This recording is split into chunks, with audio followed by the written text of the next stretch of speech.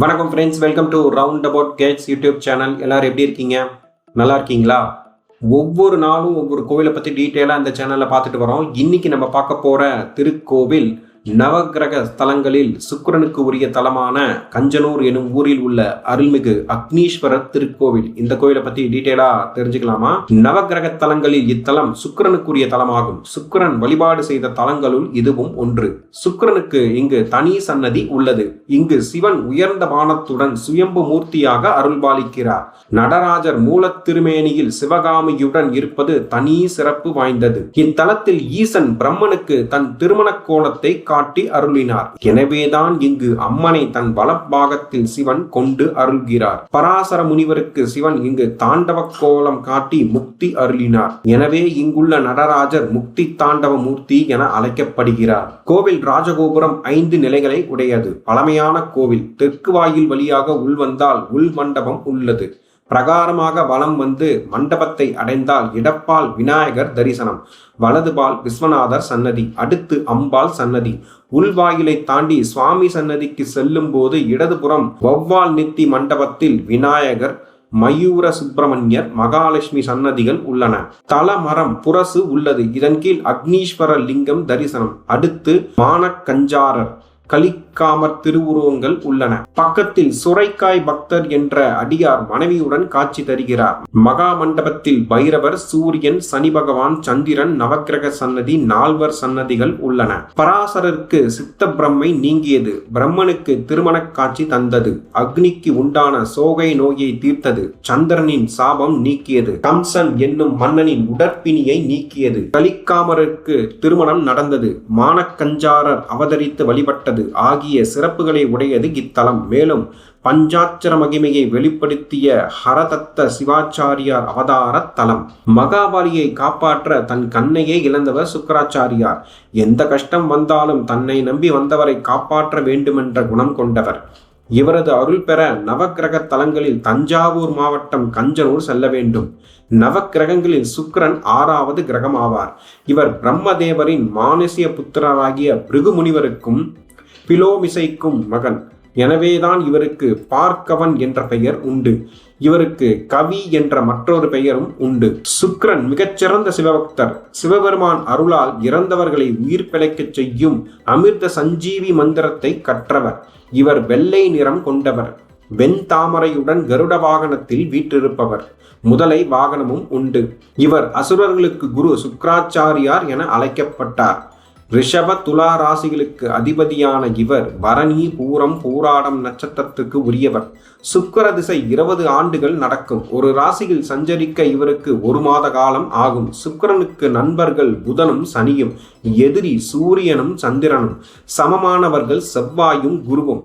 மகாபலியை காப்பாற்ற தன் கண்ணையே இழந்தவர் சுக்கிராச்சாரியார். ஒருமுறை சுக்கிராச்சாரியாரால் விஷ்ணுவுக்கு சுக்கிரதோஷம் ஏற்பட்டது. இத்தோஷத்தை நீக்க விஷ்ணு ஹரதத்தர் என்ற திருநாமத்துடன் இங்குள்ள சிவனை வழிபட்டு தோஷம் நீங்க பெற்றார் என்கிறது புராணம். சுக்கிரதோஷம் உள்ளவர்கள் இத்தலத்தில் சுக்கிரனுக்கு அருகில் உள்ள 5 பொன்னால் ஆன சிவனை வழிபாடு செய்வது சிறப்பு. இக்கோவிலின் தல வரலாறை பார்ப்போம்.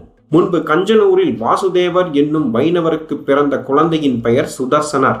வைணவ குடும்பத்தில் பிறந்தாலும் அக்குழந்தை சிவபக்தியில் சிறந்து விளங்கியது. திருநீறு உருத்திராத்தாரியாக திகழ்ந்த அக்குழந்தை எவ்வளவு சொல்லியும் கேட்கவில்லை. அவ்வூர் மக்கள் சொல்லியவாறே பழுத்த காட்சிய இரும்பு முக்காலி மீது அமர்ந்து சிவனே பரம்பொருள் என்று அக்குழந்தை மும்முறை கூறியதை கண்டு வியந்தனர்.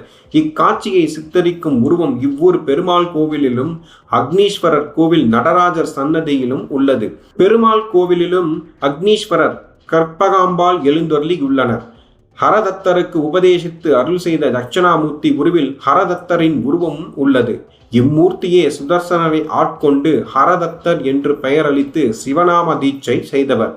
ஒரு செல்வந்தர் தினமும் அக்னீஸ்வரருக்கு நெய்வேத்தியம் படைத்து வந்தார்.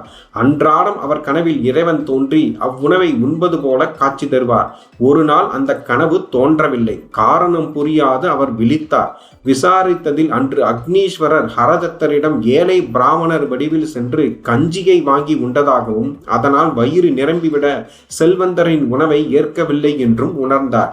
இதன் மூலம் ஹரதத்தரின் பெருமையை அறிந்து அச்செல்வந்தர் அவரை நாடிச் சென்று வணங்கியதாக வரலாறு சொல்லப்படுகிறது. ஆலயத்தில் ஹரதத்தரின் குடும்பமும் ஏழை அந்தணராக வந்த இறைவனின் திருவுருவமும் உள்ளன. ஊருக்குள் வரும்போது அரச மரத்தின் எதிரில் கிழக்கு நோக்கி ஹரதத்தர் சிவபூஜை செய்வது போல உள்ள ஹரதத்தர் தனிக்கோவிலும் இத்தலத்தில் உள்ளது. சுவாமி சன்னதிக்கு செல்லும் வழியில் சுரைக்காய் பக்தர் என்ற அடியவர் மனைவியுடன் காட்சி தருகிறார். இவ்வூரை சேர்ந்த பக்தர் ஒருவர் சுரைக்காய் விற்று பிழைத்து வந்தார். இதனால் இவர் பெயர் சுரைக்காய் பக்தர் என்று ஆயிற்று. இவரிடம் ஒரே ஒரு சுரைக்காய் தான் எஞ்சி இருந்தது. அதை விதைக்கு ஆகும் என்று அப்படியே வைத்துவிட்டார். அந்நிலையில் இறைவன் அவரிடம் விருந்தினராக வந்து உணவிடுமாறு கேட்க அவர் செய்வது அறியாது திகைத்தார். அதிதிகளுக்கு சுரைக்காய் ஆகாது என்று எண்ணி கலங்கினார். அப்போது இறைவன் அசரீதியாக ஒரு பாதி விதைக்கு ஒரு பாதி கறிக்கு என்று அருளி செய்து அவருக்கு அருள் புரிந்தார் என்று ஒரு வரலாறு சொல்லப்படுகிறது. பிராமணர் ஒருவர் புல்கட்டை தெரியாமல் போட்டுவிட்டதால் பசுக்கன்று ஒன்று இறந்தது. இதனால் அவருக்கு பசுதோஷம் நேர்ந்தது என்று பிராமணர்கள் அவரை தங்களிடமிருந்து விலக்கி வைத்து விட்டனர். அவர் செய்வது அறியாமல் ஹரதத்தரிடம் முறையிட்டார். அவ்வாறு முறையிடும் போது பஞ்சாட்சரத்தை சொல்லியவாறே சென்றார். அதை கேட்ட ஹரதத்தர் சிவபஞ்சாட்சரத்தை சொல்லியதால் அப்பாதகம் நீங்கிவிட்டதாக கூறினார். பிராமணர்கள் அதை ஏற்காமல் தங்களுக்கு நேரடி சான்று தந்து நிரூபிக்குமாறு கூறினர். ஹரதத்தர் உடனே அந்த பிராமணரை அழைத்து காவிரியில் நீராடி ஒரு கைப்புல் எடுத்து வந்து அந்த கல் நந்தியிடம் தருமாறு கூறினார். அப்பிராமணரும் அவ்வாறே செய்து கல் நந்தி புல் சாப்பிடுமே, ஆனால் பஞ்சாட்சரத்தால் தோஷம் நீங்கும் என்று சொல்லி புல்லை தர அந்த நந்தியும் உண்டதாக வரலாறு கூறுகிறது. இக்கோவிலின் மூலவர் அக்னீஸ்வரர், தாயார் கற்பகாம்பாள், தலவிருச்சம் பலா புரசு, தீர்த்தம் அக்னி தீர்த்தம், பராசர தீர்த்தம், புராண பெயர் கஞ்சனூர், பலாசவனம், பராசபுரம், பிரமபுரி, அக்னிபுரம், கம்சபுரம், முத்திரிபுரி என்று வேறு பெயர்களும் உண்டு. இப்போது இருக்கும் பெயர் கஞ்சனூர்.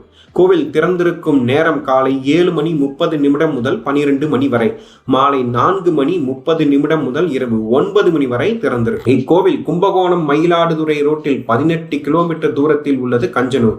கும்பகோணத்தில் இருந்து அடிக்கடி பஸ் வசதி உண்டு. அருகிலுள்ள ரயில் நிலையம் கும்பகோணம், அருகிலுள்ள விமான நிலையம் திருச்சி. மீண்டும் ஒரு நல்ல பதிவில் உங்களை சந்திக்கிறேன். இந்த வீடியோ உங்களுக்கு பிடித்திருந்தால் லைக், ஷேர், சப்ஸ்கிரைப், கமெண்ட் செக்ஷனில் கமெண்ட் செய்யவும். நன்றி, வணக்கம்.